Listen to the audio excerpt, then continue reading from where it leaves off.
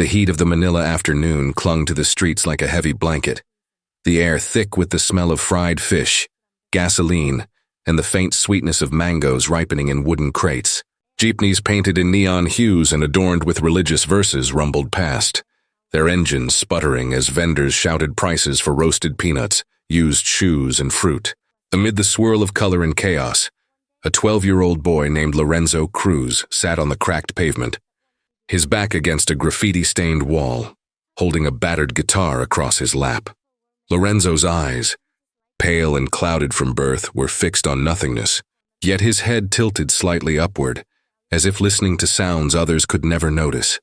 The laughter of barefoot children chasing each other, the flutter of pigeons taking flight, and the distant tolling of a church bell. For Lorenzo, the world was not seen but felt. Every vibration, every echo, was part of the symphony that shaped his life. His guitar, worn and cracked at the edges, was a fragile treasure. Two of its strings had been tied together where they had once snapped. It was a gift from an old neighbor, a retired musician who had recognized the boy's hunger for music and refused to let that passion die in silence. Every afternoon Lorenzo played, his voice floating above the city's chaos, soft at first, then strong, until his melody didn't just fill the air, it transformed it. The coins that clinked into his rusted tin can were more than money. They were hope, hope that his mother could buy rice for dinner or medicine for his little sister Clara.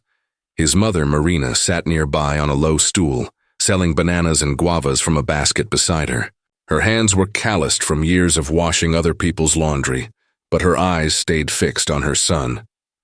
Every song he sang was a prayer whispered into the noisy air, a plea that someone would one day see him not just as a blind street singer, but as something more.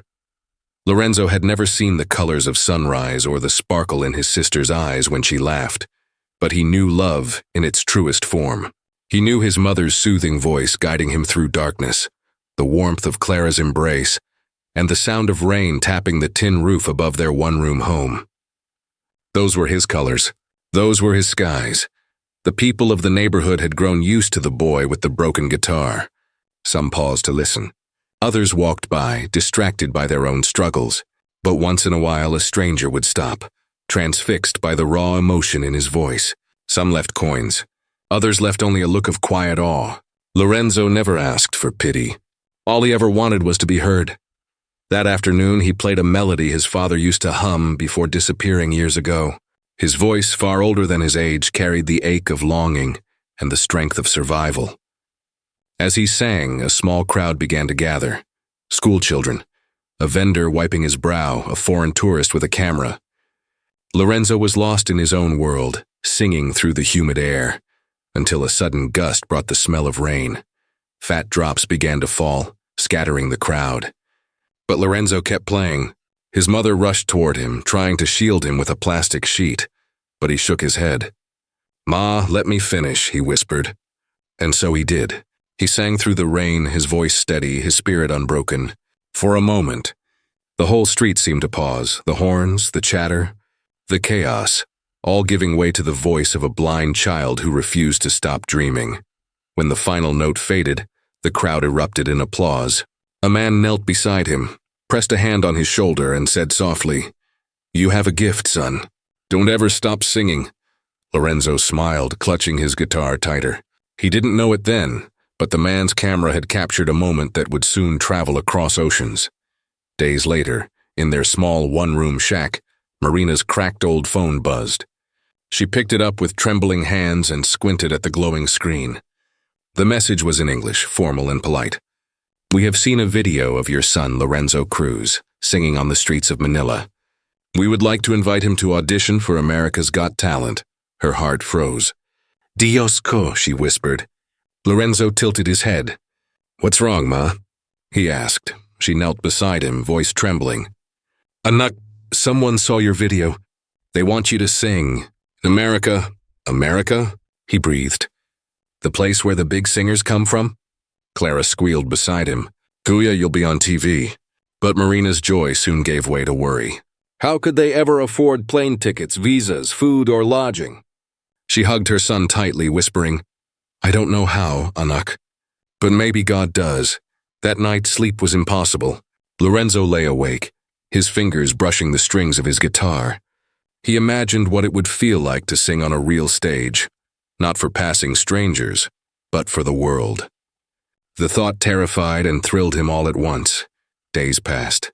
Then something incredible happened. The video of Lorenzo's rainy day performance went viral. Millions watched. People commented, shared, and wept. "This boy's voice touched my soul," one wrote. "Someone bring him to AGT." Donations poured in. Filipino communities abroad raised funds. A group from California offered to cover the family's travel and visa costs. And one hot morning, an embassy officer stamped their papers and said, "Approved." Marina broke down in tears.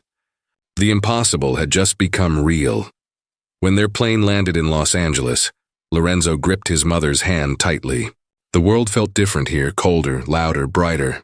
He couldn't see the tall buildings or the famous sign, but he could feel it all. The pulse of a new beginning. And then came the day of the audition. The iconic America's Got Talent logo glowed above the stage. Lorenzo stood at its center, his old guitar clutched to his chest. The judges' voices, Simon, Sophia, Heidi, and Howie, echoed across the theater. "What's your name?"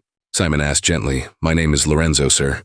I'm 12 years old, and I'm from the Philippines.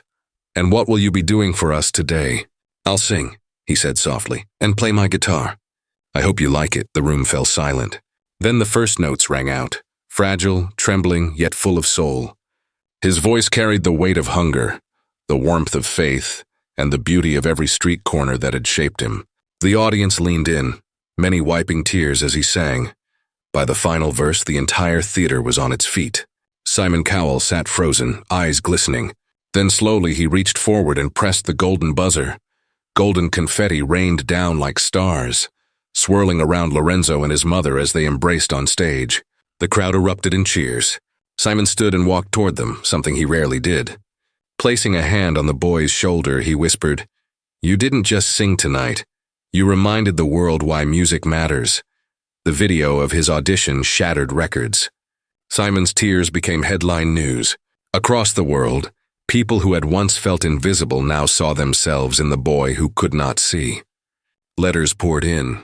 One from a blind child in another country read, "When I saw you sing, I realized I am not broken. I am different. And that's okay." Lorenzo's life changed, but his heart remained the same. He returned home after the show, and one afternoon he sat once again on the same cracked sidewalk where it had all begun. A crowd gathered as he strummed his old guitar. "This is where I started," he said softly. "And this is where I'll keep singing, for those who think they can't." His voice rose above the traffic, the city noise fading away until only the song remained. A melody of hope, of courage, of dreams that refused to die. That night, as Marina watched her son sleep, she whispered a prayer of gratitude. He had not just found his light, he had become it. And across the ocean, in a quiet room, Simon Cowell replayed the video once more. His eyes misty as he whispered, "That boy reminded me why I started this.